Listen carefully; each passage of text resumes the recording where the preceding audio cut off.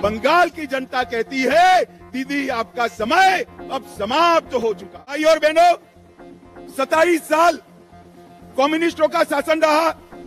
ममता जी तीसरी टर्म के लिए जीती। लाल भाई और एक तृणमूल कांग्रेस मिलकर बंगाल को बर्बाद कर।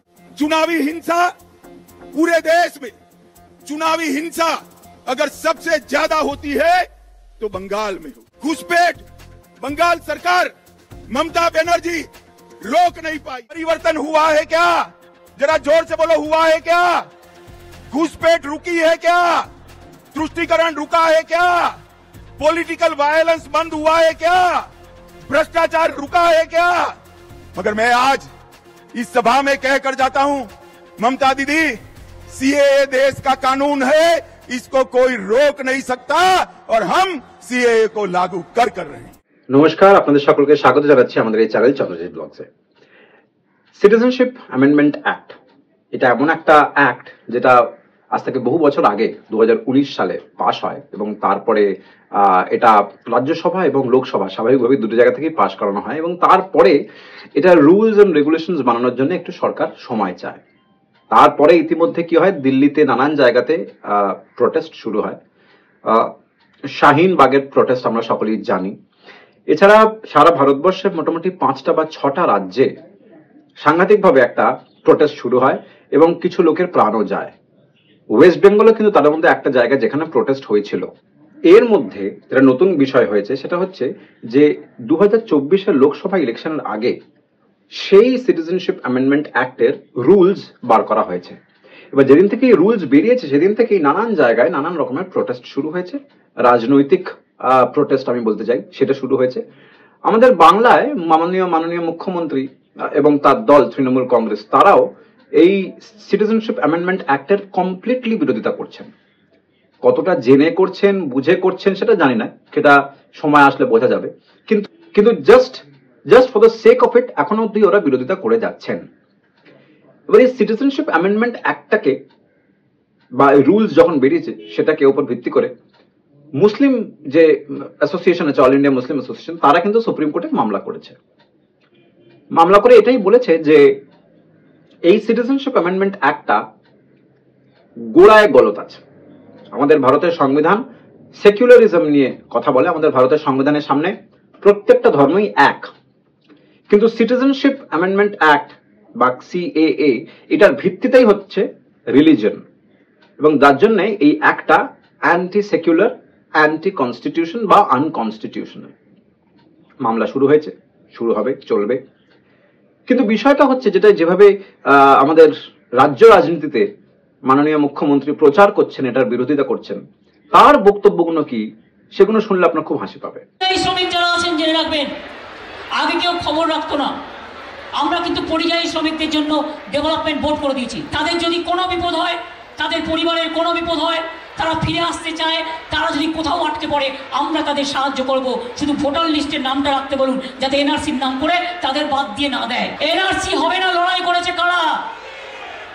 রাজবংশী বন্ধুরা, আপনারা তো ইতিমধ্যেই নাগরিক। নতুন করে কে একা করে চিৎকার করছে এটা ফ্যা ভোটের রাজনীতি করবার জন্য? আপনারা সবাই নাগরিক।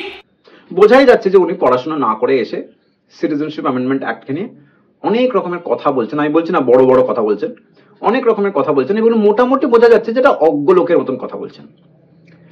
প্রচারটা শুরু হচ্ছে এই যে যারা সিটিজেনশিপ অ্যামেন্ডমেন্ট অ্যাক্টের বিরোধিতা করবে না বা যারা নিজেদেরকে নামটা ওখানে গিয়ে রেজিস্টার করাবে, তারা বা তাদের কন্যাশ্রী, রূপশ্রী, যে কটা শ্রী আছে সব শ্রী থেকে বহিষ্কার করে দেওয়া হবে।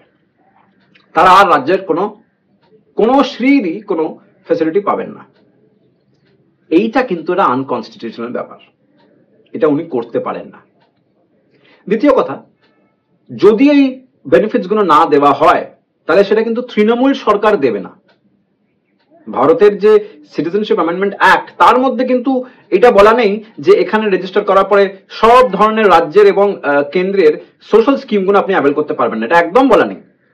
যদি এটা এখানে অ্যাপ্লাই হয় এবং যদি আপনারা না পান তাহলে কিন্তু সেটা তৃণমূল কংগ্রেস আপনাদের দিচ্ছে না, এটা কিন্তু মাথায় রাখতে হবে। দ্বিতীয় কথা, উনি বলছেন যে এই সিটিজেনশিপ অ্যামেন্ডমেন্ট অ্যাক্ট সেটা নাকি উনি বাংলায় ওটাকে পাস করাতে দেবেন না বা বাংলায় ইমপ্লিমেন্ট করাতে দেবেন না। 20 সালে কে আইনটা পাশ হয়েছিল, তারপরে বারবার এক্সটেনশন করে আজকে 4 বছর লেগে গেল। নির্বাচনের সময় 2 দিন মাত্র বাকি, নির্বাচনের মাত্র 2-3 দিন, তখনই এটা করার প্রয়োজন পড়লো। তার কারণ এটা একটা রাজনৈতিক পরিকল্পনা। যে রুলসটা করেছে সেই রুলসটা কি বলা আছে। আজকে আমি যেটুকু বলতে চাই, যদি কোনো বৈষম্য হয় সেই জিনিস আমরা মানি না। ধর্ম বৈষম্য হোক, বর্ণ বৈষম্য হোক, লিঙ্গ বৈষম্য হোক, মানব জাতির বৈষম্য হোক, এটা আমরা মানি না। 2, আমি মনে করি যে আজকে যাদের বলা হচ্ছে ছেলের হাতের মোয়া, হয়তো একটা বড় জোর এই 2 দিনে কাউকেই তো দিতে পারবে না। জাস্ট শো অফ, জাস্ট একটা ছেলের হাতের মোয়া, লালিপপ, বলবে আপনারা পোর্টালে নাম লিখুন, এরকম কিছু একটা করবে। তা পোর্টালে তো সব ধর্মের লোকেরাই নাম লেখাবে, কিন্তু সেই নাম আদৌ হবে। আর যদি আজকে কে করে বলে আপনি নাগরিক, তার মানে কি এতদিন তারা নাগরিক ছিল না? সেই জন্যই কি মতুয়া ভাই বোনদের এবং নমশুদ্ধদের আধার কার্ড বাতিল করার চক্রান্ত হয়েছিল? কেন তাদের আধার কার্ড বাতিল করা হচ্ছিল? তার মানে নতুন কিছু করবে, পুরনোটার কোনো গুরুত্ব থাকবে না।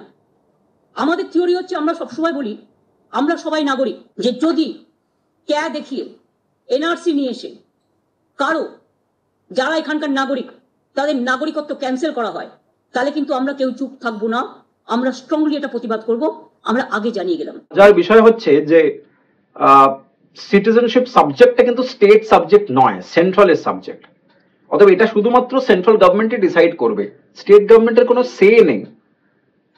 আমি করতে দেব না বলাটা নিছকই একটা অর্বাচীনের মতন কথাবার্তা হয়ে যাচ্ছে, যেটা আমরা রাজ্যের সরকার, তৃণমূল কংগ্রেস এবং তাদের নানান মুখপাত্র এবং স্বয়ং মাননীয় মুখ্যমন্ত্রীর মুখ থেকে শুনেছি যে আমরা বাংলায় করতে দেব না। আমি করতে দেব না আমরা কে? জিনিসটা তো আমাদের হাতে নেই, আমাদের এখতিয়ারের বাইরে। সংবিধানে 3টে লিস্ট আছে, তো যে ইউনিয়ন লিস্টটা যেটা আছে তার মধ্যেই সিটিজেনশিপটা পড়ছে, সেখানে রাজ্যের কোনো সে নেই। কিন্তু উনি বলে যাচ্ছেন, এটাই হচ্ছে মজার বিষয়। এবং রাজ্যসভায় যখন পাস হয়েছে, লোকসভায় যখন পাস হয়েছে, তখন তো আপনাদেরও একটা রিপ্রেজেন্টেশন ওখানে ছিল। তো যখন আপনারা ওই বিলটাকে পাস করার থেকে আটকাতে পারেননি, তাহলে আজকে ওটাকে তো মেনে নেওয়া ছাড়া তো এটাই তো আমাদের পার্লামেন্টারি সিস্টেম। কিন্তু এইসবের পড়াশোনা, এইসবের বোধ এই সরকার বা মাননীয় মুখ্যমন্ত্রী এদের সম্ভবত নেই, নাহলে এই ধরনের কথা কেউ বলে না যে আমি করতে দেবো না। কিছুদিন আগে আবার এটাও বলেছিলেন যে প্রত্যেকটা আধার সব নাকি বন্ধ করে দেওয়া হচ্ছে, কিন্তু সেটাও ভুল, এবং সেই ভুলটা 24 ঘন্টার মধ্যে রেকটিফাই করা হয়েছে। বাংলার মতুয়া সমাজ যথেষ্ট অপেক্ষায় ছিল যে কবে এই সিটিজেনশিপ অ্যামেন্ডমেন্ট অ্যাক্টটা পাস হবে, এবং আলটিমেটলি ওরা পাস হওয়াতে খুবই খুশি, খুবই আহ্লাদিত। অন্যদিকে আরেকখানাও জিনিস রটানো হচ্ছে, সেটা হচ্ছে এই যে সিটিজেনশিপ অ্যামেন্ডমেন্ট অ্যাক্টটা মানুষের বা জনগণের নাগরিকত্বটা কেড়ে নেবে, কিন্তু অ্যাকচুয়ালিতে নাগরিকত্বটা দেওয়া হবে। যাদের ক্যান্সেল হবে তারা ওটা প্রাপ্য যোগ্য তাদের নেই, তাই জন্য তারা পাবে না। কিন্তু অ্যাক্টে কিন্তু লেখা নেই যে আমরা কেড়ে নেব, অ্যাক্টে লেখা আছে যে আমরা দেব। একটা প্রভিশন আমাকে দেখান যেখানে বলা আছে যে এই অ্যাক্টে যে নাগরিকত্ব কেড়ে নেওয়ার ব্যাপার, একটা দেখান। স্টেজের সামনে ওই ধরনের লোক খেপানো ছাড়া একটু 1-to-1 না হলে অন্ততপক্ষে ওই একটার ফটো তুলে তো ইনস্টাগ্রামে দেওয়া যায়। আপনাদের তো বিশাল আইটি সেল আছে, দেবাংশু নিজে আইটি সেলের হেড। দেবাংশু কেন করছে না যে একটা পার্টিকুলার প্রভিশন শো করুক, যে এই প্রভিশনে বলা আছে যে সিটিজেনশিপ আমরা নাগরিকত্ব কেড়ে নেব? শো করছে না কেন? কেন নেই তাই শো করছে না। সুতরাং পড়াশুনো না করে বিরোধিতা করার জন্য, শুধু বিরোধিতা করব বলে, মানুষ খেপাবো বলে, মানুষকে কিছু টাকা দিয়ে, মহিলাদের মান সম্মান ইজ্জত জলাঞ্জলি দিয়ে আমরা রাজনীতি করব। রচনা ব্যানার্জি দিদি নাম্বার 1, তার যোগ্যতা কি? তার যোগ্যতা তিনি দিদি নাম্বার 1।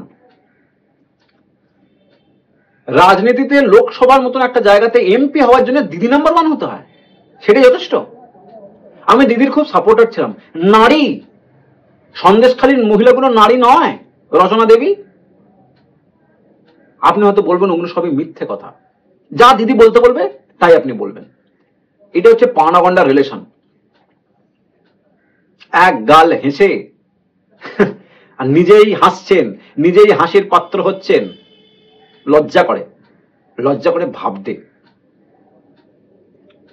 অন্যদিকে আরেকটি মহিলাকে আমি নাম করছি না, তিনিও টিকিট পেয়েছেন। তিনি বলেছেন যে সন্দেশখালী ব্যাপারটা সম্পূর্ণটাই কুৎসা রটানো হয়েছে। একটা মহিলা হয়ে কথাগুলো বলছে, তার নেত্রীর কাছ থেকে আমরা কি এক্সপেক্ট করতে পারি?